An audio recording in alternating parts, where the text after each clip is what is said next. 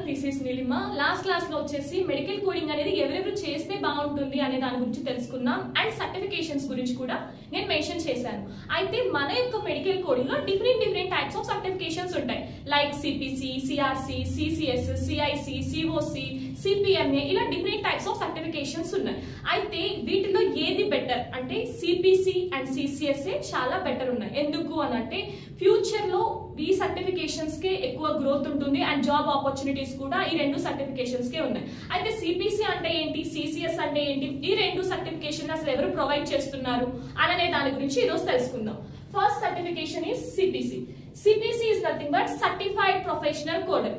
ఈ యొక్క సర్టిఫికేషన్ ని ఏఏపిసి వాళ్ళు ప్రొవైడ్ చేయడం జరుగుతుంది. AAPC is nothing but American academy of professional coders ఈ సర్టిఫికేషన్ ని ప్రొవైడ్ చేయడం జరుగుతుంది. And next certification CCS.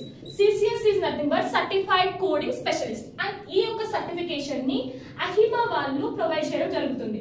అహిమా is nothing but American health information management association వాళ్ళు ఈ సర్టిఫికేషన్ ని ప్రొవైడ్ చేయడం జరుగుతుంది.